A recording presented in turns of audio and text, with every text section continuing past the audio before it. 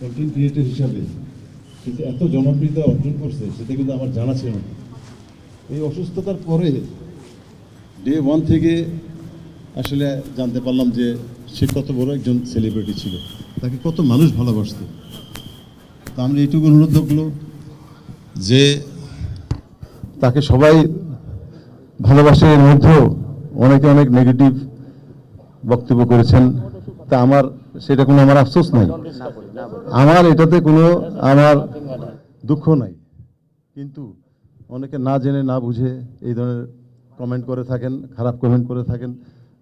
এটার জন্য আমি একটাই বলবো যে সে যদি কোনো ভুলকুটি করে থাকে, কোনো অন্যায় করে থাকে আপনাদের সাথে, আপনারা তার পক্ষ থেকে আমি পিতা হিসাবে ক্ষমা চাচ্ছি, আপনারা তাকে ক্ষমা করে দেবেন। সে তো আর আমাদের মাঝে নাই, সে তো চলে গেছে আল্লাহ দরবারে। সবাইকে এখানে কিন্তু চলে যেতে হবে। আমরা এখানে গ্যারান্টি দিয়ে কেউ বলতে পারি না যে আমরা সহি সালামতে আমরা বাসায় পৌঁছতে পারবো। হায়াত মত আল্লাহর হাতে। কিন্তু এই মৃত্যু নিয়ে এই যে অনেক খেলোয়াড়রা, সাবেক ফুটবলাররা, কর্মকর্তারা এসেছেন, মোহামেডান ক্লাব থেকে এসেছেন, আমি কৃতজ্ঞতা জানাচ্ছি। এরা সবাই কিন্তু কারিনাকে কোলে নিয়েছে। হ্যাঁ, স্বপন ভাই সহ সবাই আমার মেয়েকে কোলে নিয়েছে।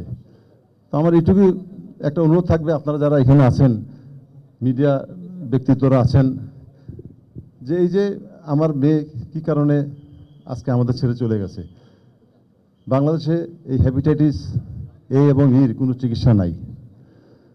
লিভার ফাংশন একবার নষ্ট হয়ে গেলে, if it is damage more than 50 or 60%, এখানে কোনো কিওর করার কোনো অবস্থা নাই, কোনো সেট আপ নাই, কোনো ওটি নাই, কোনো ডাক্তার নাই। এই বড় বড় হসপিটালগুলি কী করে আমি জানি না। এরা যদি প্রথমে আমাকে ফার্স্ট ডেতে যদি বলতো যে এই লিভার ট্রান্সপ্লান্ট বাংলাদেশে কোনো হয় না এবং এটা সম্ভব না, আপনারা দেশে বাইরে নিয়ে যান, তাহলে প্রথম দিনই সেকেন্ড ডেতে আমি নিয়ে যেতে পারি। যখন সে প্রথমে ভর্তি হলো, সেকেন্ড ডেতে আমি যখন গেলাম, তার দুইটা হাত বেঁধে রেখেছিল ইয়ের সাথে। আমি শুধু সংক্ষিপ্তভাবে এইটুকুই খালি বলতে চাই যে এইভাবে তাকে কষ্ট দিচ্ছে।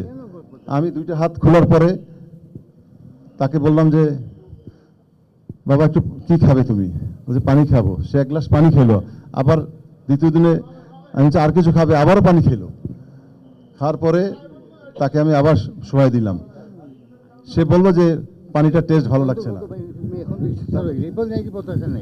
শোনেন, কাইসার খুবই এখন আপসেট, প্লিজ আপনার কিছু মনে করবেন না। হ্যাঁ, এই মানে এক্সট্রিমলি গত 7-8 দিন ঘুমায়ও নাই, তার স্লিপ সিনড্রোম হইতেছে, is not his proper senses. ঠিক আছে, আপনার জাস্ট যে চলে গেছে তার জন্য দোয়া করবেন।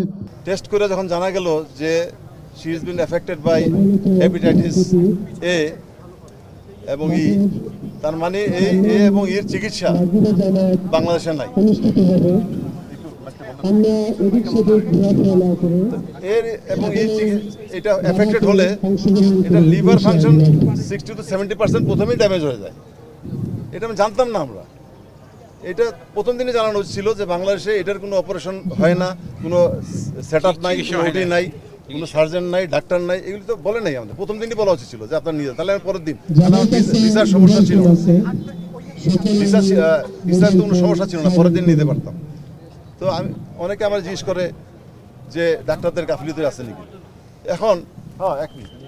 এখন এই যে ডাক্তাররা যখন আমরা ব্রিফিং দেই, এই ভাই মোবাইল নিয়েন না, এরকম লুকোচুরি কেন ভাই? তো মোবাইল বা ক্যামেরা নিলে অসুবিধা কি? আমি কি ট্রিটমেন্ট করতেছি, একটা রোগী কী অবস্থায় আছে, এ তো জানার রাইট তো সবাই আছে, আপনাদের আছে, আমার আছে, সবাই আছে।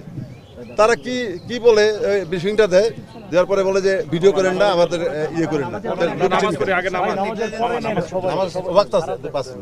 তো আমার অনুরোধ রইল যে আপনার তরফ থেকে আমার মাননীয় প্রধানমন্ত্রীর কাছে এটা অনুরোধ, নতুন বাংলাদেশ গড়ার লক্ষ্যে উনি কাজ করে যাচ্ছেন। উনি সবচেয়ে বেশি প্রায়োরিটি দিচ্ছেন যেটা এই স্বাস্থ্য খাত, শিক্ষা খাত। তো এই যে স্বাস্থ্য খাতে এটা বেশি ইয়ে লাগে না, এই সেট আপটা করতে বেশি খরচ লাগে না। অথচ এই সেট আপ করার জন্য বিগত কোনো সরকারই এটা করে না। এক্সিস্টিং হসপিটালগুলোতে হবে এগুলো, এক্সিস্টিং হসপিটালে আমাদের